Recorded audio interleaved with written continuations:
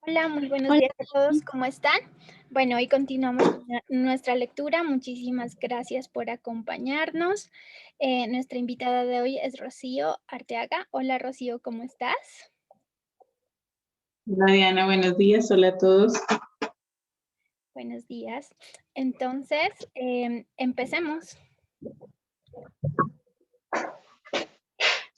Listo. Entonces continuamos. Paseando por los campos elíseos mientras el sol empezaba a ponerse, me invadió la nostalgia. París era un lugar para visitarlo en compañía de alguien. Miraba a las parejas que paseaban cogidas de la mano, a hombres y mujeres abrazados mientras tomaban algo sentados en las terrazas de los cafés. Si Anisha estuviera allí, si Anisha estuviera allí, habríamos hablado sobre nuestra relación. ¿Qué había salido mal? ¿Cómo estaba desengañando a Anisha, decepcionando a Adam? Maldita sea. La magia de París estaba evaporándose. Tenía que cambiar de chip. ¿Cómo habría sido estar aquí con Tessa? Eso estaba mejor, el romanticismo de lo desconocido. Me adentré por un tramo del parque antes de dar media vuelta y regresar a la amplia avenida. Vi la maravillosa silueta del Arco del Triunfo en la distancia. Me detuve en uno de los pequeños bristos para cenar. Estaba hambriento. Pedí una ensalada y una jarra de vino tinto, pato de segundo y luego una selección de quesos de postre. Eso sí que era comer. El bristo estaba lleno hasta los topes. Intenté escuchar las conversaciones de las personas que tenía a mi alrededor. Una madre y una hija que claramente estaban de vacaciones. ¿Qué harían el día siguiente? ¿Comprar o coger el tren a Versalles? Unos hombres de negocios que hablaban sobre una presentación que tenían al final de semana. Una pareja conversaba sobre las malas pulgas del perro del vecino. Me tomé mi tiempo para degustar la tabla de quesos. Luego pagué la cuenta y volví a adentrarme en la noche. El sol se había puesto y la ciudad de la luz estaba encendida. Recorrí la avenida del Arco del Triunfo y subí los aproximadamente 300 escalones hasta el punto más alto. No iba a subir la Torre Eiffel por los ascensores, así que ella era la mejor forma de contemplar la ciudad. Una vez arriba, me paseé por el mirador para tener una panorámica general. Al oeste estaba la deslumbrante Torre Eiffel. Los coches particulares y los taxis se abrían paso con sus luces parpadeantes por las calles, que salían en forma radial desde la Place de l'Étoile. Figur Figuras diminutas se movían por las aceras, entraban a las tiendas y salían a los comercios y los portales. Había tantas personas, tantas vidas, todas distintas, todas en movimiento y continuo cambio. Todas esas almas estaban viviendo su auténtica vida y si no lo hacían, ¿lo sabían? Seguía sin saber con certeza cuál era mi auténtica vida, pero tenía la sospecha de que no estaba viviéndola. De haberlo hecho, habría tenido tantas cosas en las que evitar pensar tantas veces. En Anisha, en mi padre, en Juan. De haber estado viviendo mi auténtica vida, no me habría sentido más veces mucho más feliz. Me volví para bajar de nuevo por la escalera. Un tramo tras otro iba topándome con las frías y silenciosas murallas de piedra. Con cada giro descrito por la escalera sentía que me faltaba la energía. Había sido un día largo, en realidad varios días largos. Desde mi encuentro con Julián todo había sido como un torbellino. Mi casa, mi trabajo, me parecían muy distantes ahora, y las semanas siguientes se me presentaban flanqueadas por gigantescos signos de interrogación. Había llegado la hora de volver a la cama del hotel, la hora de dormir para olvidar. A la mañana siguiente cogí el metro hasta el barrio de Marais para ir a una pequeña cafetería que recordaba de alguna visita anterior. Tomé un café au lait y un pain au chocolat. Mientras estaba sentado en la mesita, saqué el móvil. Respondí un par de mensajes y me metí en internet. Busqué catacumbas de París. Ya había oído hablar de las catacumbas, pero jamás las había visitado. Me parecía una decisión inteligente leer algo sobre ellas en ese momento. Como muchos pueblos de otros países cristianos, los parisinos enterraban a sus difuntos en el terreno sagrado de los patios de las iglesias. El problema era que con el paso de los siglos, esos campos santos empezaron a llenarse. Y por supuesto, a medida que pasaba el tiempo, las poblaciones que vivían en los alrededores de los cementerios iban creciendo. A finales de 1700 las sepulturas estaban abarrotadas a causa de la peste negra las epidemias, la hambruna y la guerra. Durante décadas, los cadáveres se fueron apilando unos sobre otros, y el barro de los terrenos sepulcrales rezumaba huesos y carne putrefacta. La atmósfera en los alrededores de aquellos lugares era irrespirable. Aquel suelo putrefacto empezaba a contaminar el agua y los alimentos. Ratas enfermas invadían las casas y los espacios públicos. Y en un episodio especialmente desagradable, las paredes del sótano de un restaurante acabaron derrumbándose por la presión ejercida por la podredumbre del cementerio de los Santos Inocentes que estaba al otro lado del local. Cadáveres enteros y huesos sueltos sepultaron las bodegas del restaurante.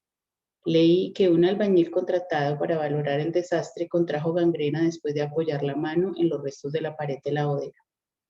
Ya debía de existir una severa oleada de protesta popular en aquella época, pero al parecer fue ese muro derrumbado junto al cementerio de los Santos Inocentes el que llevó al Parlamento a cerrar el Camposanto y el que hizo que un teniente de policía, Alexandre Linoir, se le ocurriera una solución. 5 años después del desastre de los Santos Inocentes, funcionarios del gobierno decidieron seguir su sugerencia de que los cuerpos de ese cementerio y otros camposantos de la ciudad fueran trasladados al subsuelo de las canteras de piedra medievales. Se escogieron los túneles situados al sur de las puertas de la ciudad, y los huesos de los cementerios parisinos se exhumaron y se transportaron en complejas procesiones hasta el osario que acababan de consagrar. No había forma de conservar los esqueletos intactos, así que en lugar de hacerlo, se decidió clasificar los huesos por tipos y apilarlos en las paredes del túnel, señalándolos con placas recuperadas de las tumbas originales. Las catacumbas, según leí, albergaban los restos de 6 millones de personas. Mientras leía, miré un par de fotos y me alivió ver que Antoine me había citado en las catacumbas cuando ya estaban cerradas. Así que no había manera de que hiciéramos una visita. Ya era lo suficientemente horrible tener que pasar el rato rodeado de montones de huesos para encima meterme en túneles angostos y oscuros. Me mareaba solo de imaginarlo. Después de desayunar, di un paseo por las calles. El sol del mediodía era intenso, irradiaba su calor desde un cielo despejado de primavera. La luminosidad y el ambiente cálido me recordaron el talismán de la autenticidad, la pequeña moneda con el sol y la luna.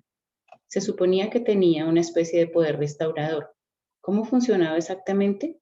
Te ayudaba a convertirte en tu verdadero yo. Y de ser así, ¿por qué era curativo? Mientras paseaba, miraba los rostros de los transeúntes.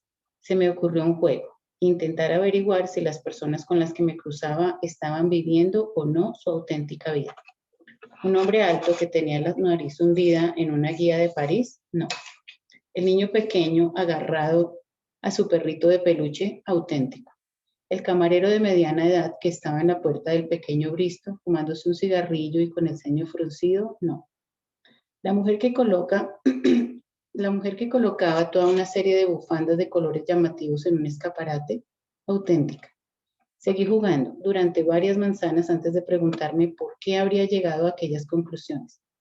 Se me ocurrió que me había fijado en cierto rasgo de satisfacción reflejado en los rostros de las personas que creía que estaban viviendo una vida real, en comparación con las caras de la gente que se había construido una existencia artificial tras dejarse convencer por la sociedad para que lo hiciera. En las personas auténticas vi una mirada que sugería que estaban seguros de quiénes eran, de lo que les importaba y de para qué servían sus días. ¿Quién más tenía esa mirada? Creo que mi madre y mi padre la tenían. Quizá no sea más que la suposición de un crío, pero incluso cuando se quejaban porque la casa se nos quedaba pequeña o porque el coche estaba hecho una tartana, no parecían preocupados. En realidad, siempre estaban profundamente satisfechos. Eso me sacaba de quicio. Pensé en un par de amigos y luego me vino a la memoria la cara de Juan. No el Juan de los últimos años, sino el Juan que había conocido la primera vez que atravesé las puertas de la empresa. Juan debía de tener 40 y pocos cuando lo conocí, pero poseía la expresión de sabiduría y entusiasmo de un viejo académico. Durante mi entrevista con él se había mostrado distraído, incluso diferente, por eso me sorprendió cuando me llamó para ofrecerme el puesto. Le confesé que durante la entrevista había visto cómo él estaba inmerso en sus pensamientos. Según me confesó, Había quedado tan impresionado por mis pruebas de aptitud, por mi experiencia laboral previa y por mis comentarios durante la presentación, que ya estaba pensando en qué proyectos me asignaría. Sin embargo, el primer día fui recibido por un Juan totalmente entregado. Ahí está, anunció cuando entré por la puerta. Acercaos, dijo a las personas que estaban desperdigadas por el laboratorio. Venid a conocer al nuevo miembro de nuestro equipo, el joven, aunque impresionante, Jonathan Landry. Se hicieron las presentaciones pertinentes y hubo una visita seguida por una comida de equipo en un económico restaurante de menú. Juan me hizo empezar enseguida trabajando en la repetición de un diseño. Pasé la tarde con la nariz pegada a una pantalla de ordenador, totalmente entregado a mi tarea y con la intensa sensación de que debía triunfar. A las 5 en punto noté que alguien me ponía la mano sobre el hombro. Levanté la vista y vi a Juan sonriéndome. Yo diría que ha sido un primer día bastante agotador, ¿no crees? Dijo.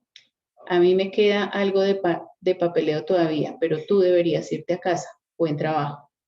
No me daba la impresión de haber conseguido ningún logro, pero la confianza que Juan parecía tener depositada en mí resultaba reconfortante. Inspiré hondo. Guardé mi trabajo, perdón, y apagué el ordenador. Toda la semana fue así.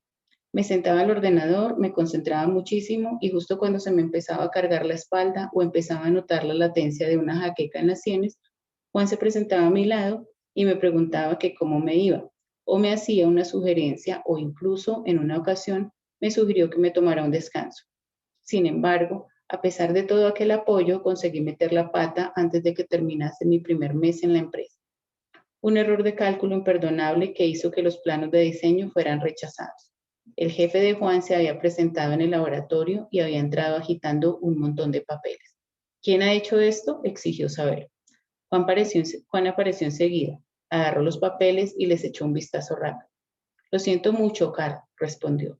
Ya veo que hemos cometido un error. Me aseguraré de que recibas los planos corregidos al final del día. Carl se quedó allí durante un rato y lanzó una mirada suspicaz en mi dirección. Ha sido un error mío, dijo Juan, y se dirigió hacia la puerta en un claro intento de que Carl saliera del laboratorio. Pero es algo que se arregla deprisa. Nos pondremos manos a la obra ahora mismo. Cuando Carl se alejaba por el pasillo, Juan se acercó a mi puesto de trabajo. Esto nos demuestra que nunca se es demasiado cuidadoso con el trabajo, dijo mientras me colocaba el informe delante. Pero que no te asuste cometer errores, añadió. Es la forma de aprender. Así era, en pocas palabras, Juan. Ni me culpó a mí ni al tipo que había revisado mi trabajo antes de entregar. Tranquilo y filosófico, siempre optimista, apoyando a todos los que trabajaban para él. Sacaba lo mejor de nosotros. Yo creía sinceramente en esa forma de proceder. En ese momento no podría haber imaginado que 8 años más tarde, Juan ya no estaría. Y antes de que desapareciese definitivamente, lo único que quedaba de él era una sombra agobiada y víctima del acoso laboral. Caminaba con los hombros caídos, la expresión tensa y el pelo se le había encanecido de la noche a la mañana. Jamás volvería a trabajar con él, y lo que fue peor aún, jamás volvería a hablar con él. La aparición del Sena interrumpió mis pensamientos sobre Juan. Había llegado al puente de Notre Dame. Lo crucé y pasé las calles hasta llegar a la catedral. Me quedé en la entrada de aquel maravilloso pórtico durante un buen rato, ante esa fachada de piedra plagada de santos y gárgolas, la roseta con la vidriera que proyectaba sus coloridos destellos al ser iluminada por el sol. ¡Qué obra tan imponente! Era una creación que nos daba la lección de humildad. Saqué el móvil e hice un par de fotos para enseñárselas a Adam al volver a casa. Entonces entré. Pasé lo que quedaba del día caminando por la ciudad, entrando y saliendo del metro, visitando los lugares turísticos, explorando las calles del barrio latino. A última hora de la tarde hice una pausa para descansar en un bristo llamado Les Deux Magots, cerca del Boulevard Saint-Germain.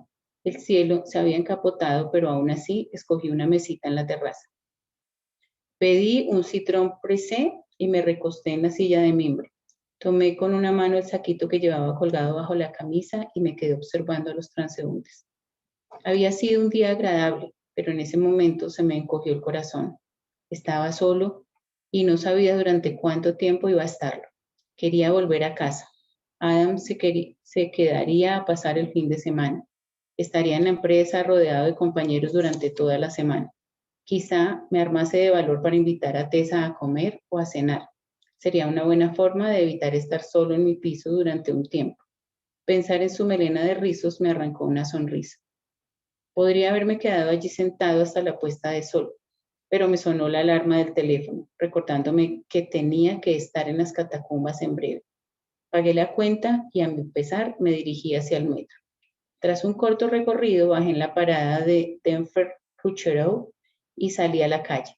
Di un par de vueltas por el pequeño parque de la Place Denfert-Rochereau en busca de indicaciones y al final llegué al edificio de piedra que, según había leído, formaba parte de la antigua Barrière d'Enfer, la puerta de la ciudad. La estructura baja de color negro, anexa a la edificación de piedra, parecía la taquilla de las catacumbas, pero la pequeña puerta estaba cerrada a cal y canto y no había ni un alma. Llamé y esperé, pero no hubo respuesta. Volví a llamar. Esta vez golpeé con fuerza en la madera oscura. Creí oír unos pasos del otro lado y entonces la puerta se abrió lentamente hacia adentro. Un chico lleno de granos de unos 18 años se plantó ante mí. ¿Antoine?, pregunté titubeante. No, respondió el chico y puso los ojos en blanco. Il travaille suivissement.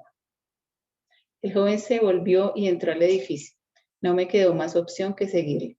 El chico caminaba deprisa y tuve que apretar el paso para alcanzarlo. Oh, es, empecé a decir en mi limitado francés, igual que el mío. El chico levantó la mano con desgana y repitió, Suivez-moi. Tras caminar unos metros, mi guía desapareció a través de una puerta de piedra.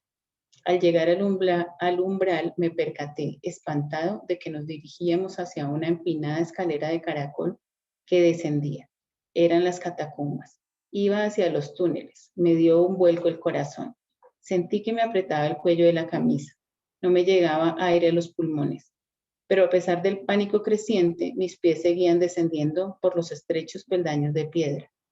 El sonido de las pisadas era solo un poco más alto que el de los latidos de mi corazón. Bajamos, bajamos y seguimos bajando. La cabeza me daba vueltas. Los constantes giros de la escalera de caracol empezaban a darme náuseas. No tenía ni idea de hasta dónde bajaríamos, pero al final de la escalera tuve la sensación de estar varios pisos bajo tierra. Mi silencioso guía caminaba con rapidez por delante de mí, como si a él también le disgustase estar ahí abajo. El túnel era húmedo y la iluminación era muy tenue. Los huesos de 6 millones de parisinos estaban sepultados en ese lugar, pero todavía no había visto ningún esqueleto y no eran los muertos los que me preocupaban. Era el túnel, los techos bajos, el escaso espacio entre las paredes. Mientras iba a la saga de mi acompañante, sentía que cada vez me costaba más respirar. Tenía la frente perlada de gotas de sudor, aunque estaba tiritando.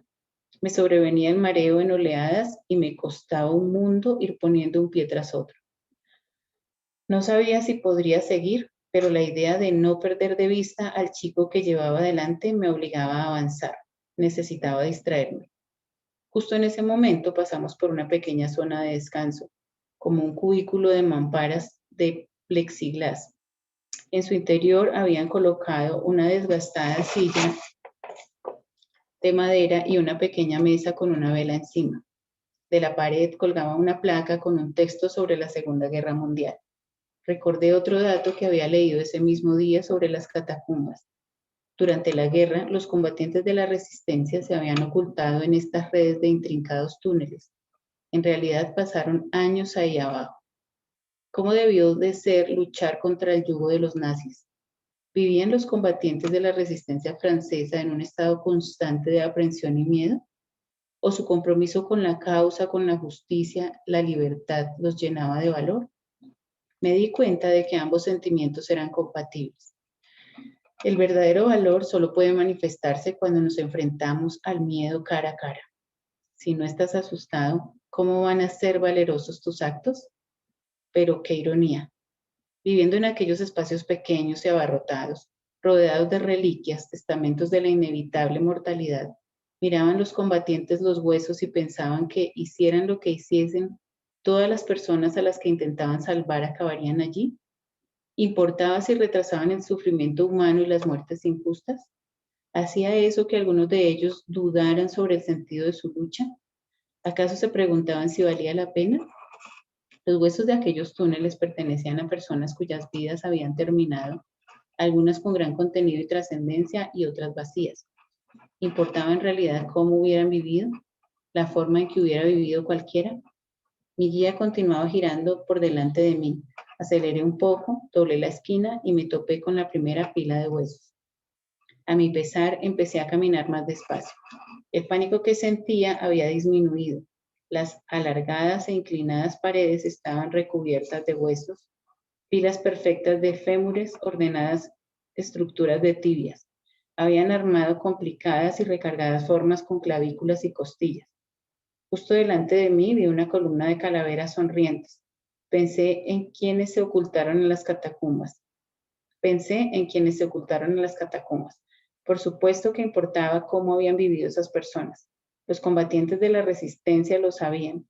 Debieron de contemplar esos mismos huesos y debieron de darse cuenta de que los horrores del subsuelo no eran nada comparado con los horrores que estaban sucediendo en la superficie, en las calles del París ocupado, de Lodz, de Berlín, de Ámsterdam. Todos los combatientes de la resistencia, vivieran donde viviesen, debían de saber que era mejor enfrentarse cara a cara al terror que intentar ignorarlo. De pronto, el chico se detuvo en la entrada de un nuevo túnel. Estaba separado del que habíamos recorrido hasta allí por una verja de hierro oxidado. El túnel estaba oscuro. Mi guía desplazó la verja hacia un lado y se adentró en la oscuridad. Se detuvo y se volvió para mirarme, y así asegurarse de que estaba siguiendo. Abandoné con inseguridad la tenue luz mientras la espalda del chico desaparecía ante mis ojos. Di un par de pasos más, entonces tropecé con algo. El traqueteo de algún objeto de madera retumbó por todo el espacio. Me quedé inmóvil. En ese instante me envolvió una luz. Mi joven guía había encendido su linterna. De pronto deseé que no lo hubiera hecho. La osamenta ya no estaba dispuesta en truculento orden. Habían huesos por todas partes, desparramados por el suelo, a nuestros pies, cayendo en cascada de pilas apoyadas contra la pared. El haz de la linterna hacía visibles las nubes de polvo y los entramados de telas de araña que colgaban del techo. «Ha ets pur bus», dijo mi guía. Me entregó la linterna. Cuando la cogí, pasó a toda prisa junto a mí. «¿Cómo?», exclamé yo. Antes de poder acabar la pregunta, el chico espetó. «Il vous rencontrera ici». Usted lo encontrará allí. Dime. Dice, usted lo encontrará allí. Ok, gracias. Desapareció y me dejó solo, a 15 metros bajo tierra. Era un ser humano solitario perdido en un mar de muertos. Ahora ya no tenía nada con qué distraerme. A pesar de que se podía respirar sin problemas, tenía la sensación de que los muros del túnel iban a aplastarme. Era como si el techo hubiera empezado a descender. Estaba seguro de que en cualquier momento se desplomaría sobre mí. Esto no es real, es un ataque de ansiedad, empecé a repetirme. Pero el pánico podía conmigo, amenazaba con vencerme. Deseaba apoyarme contra algo, apuntalarme, pero me daba demasiado miedo tocar los huesos y acabar hundiéndome en ellos. Después de lo que me parecieron horas, aunque seguramente no fueron más que unos segundos, oí el sonido de unos pasos. Un hombre bajo apareció entre las sombras. «C'est moi, Antoine», anunció la silueta. En cuanto lo dijo, empecé a tambalearme. «Mon Dieu», exclamó Antoine. Me sujetó por el brazo y me sostuvo. Luego avanzó hacia un claro que había entre las pilas de huesos amontonadas junto a la pared. Sacó 2 pequeños taburetes plegables. Los colocó en mitad del túnel y los desplegó sobre el suelo irregular. Rocío, Dime. dejemos hasta aquí. ¿Listo? Vale, listo. Creo que nos pasamos del tiempo. Bueno, ¿qué te pareció la lectura? Pues me parece muy interesante. La parte donde él pregunta, eso me impactó mucho, donde él pregunta si la gente está viviendo no una vida real, una vida auténtica. Y luego esta parte donde él baja realmente me impactó porque sentí como ese susto. Sí. No había leído esa parte y entonces me impacta y me lleva como a pensar qué tan inmersa estoy, digamos, en la vida como en esas catacumbas. Hay momentos donde quizá me voy en pensamientos, no sé, en tristezas o en angustias. O sea, me hizo como el sentido de en qué momento de la vida estoy en una catacumba y no soy consciente de eso, ¿no? No me pongo quizá a mirar fuera y a ver qué tan real es mi vida. Me puso como presente a eso. Sí, tú nos contabas que tenías algún problema con la claustrofobia. Sí, sí, sí, Mira, sí. o sea, qué extraño que justamente te tocó leer esta parte. Nada es casualidad, Sí, porque realmente cuando estaba leyendo esa parte sentí ese susto, esa angustia acá, sí. guau, pero No sé si lo sintieron, pero para mí fue fuerte. sí, y a mí también me impactó bastante que hagan, pues, que hayan hecho un lugar con 6 millones de cadáveres. Uf, yo al principio pensé que no era verdad y miré algunas fotografías y el lugar es así. Entonces, y ahora, pues, es un centro turístico. Ujú.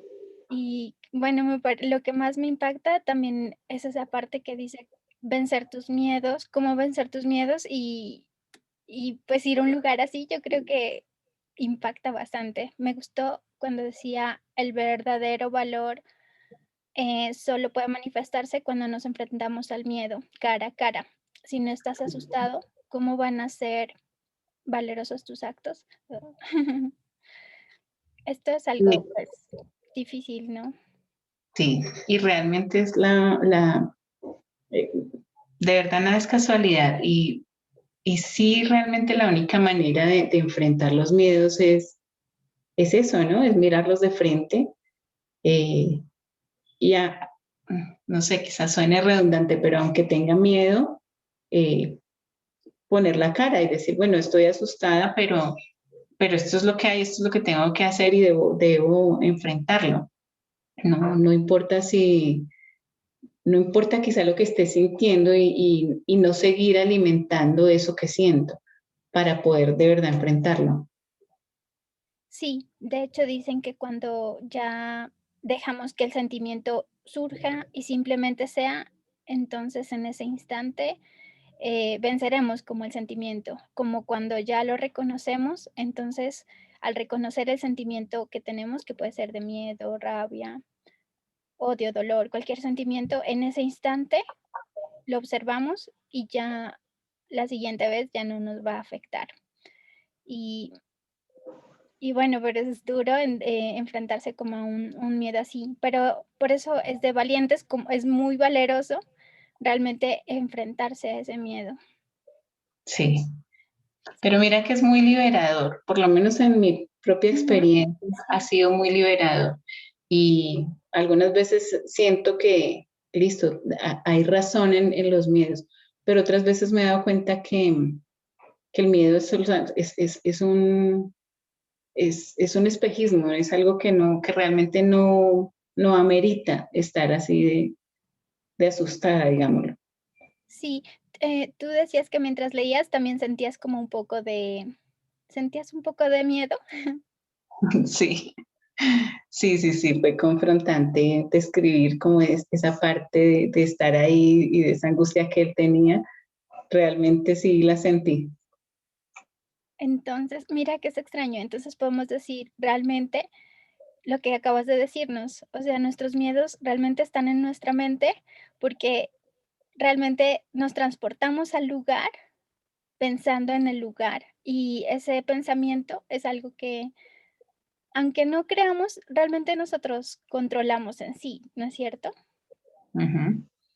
Entonces, están lo que tú dijiste, está en nuestros pensamientos, o sea, todos esos temores que tenemos están en nuestros pensamientos, y los podemos revivir en cualquier momento, así ni siquiera estamos en el lugar. Qué extraño. Eso. Sí, él creo que, no recuerdo la frase, pero él como que en algún momento como que lo estaba pensando, ¿no? O sea, como que lo podía controlar. No recuerdo la frase como él lo expresó ahí en el libro, pero como que se sintió tan agobiado que él mismo estaba como diciéndose, no, o sea, puedo controlar esto. No recuerdo ahorita la frase. En alguna parte lo dice. Bueno, tenemos que buscarla. No sé si alguien Sí. más quiera compartirnos algo ya para terminar con la lectura de hoy. Bueno, entonces, muchísimas gracias, Rocío. Muchas gracias a todos por acompañarnos. Los esperamos mañana para continuar con la lectura. Y de verdad, muchísimas gracias. Un abrazo a todos, que tengan un excelente día. Y bueno, el mensaje para hoy creo que es como enfrentarnos, más que enfrentarnos, como aceptar también, aceptar y observar nuestros miedos. ¿Sí? Sí, total. Que tengan, Aceptar. sí, que tengan un Feliz día excelente, para todos. feliz día. Gracias. Gracias. Chao, adiós.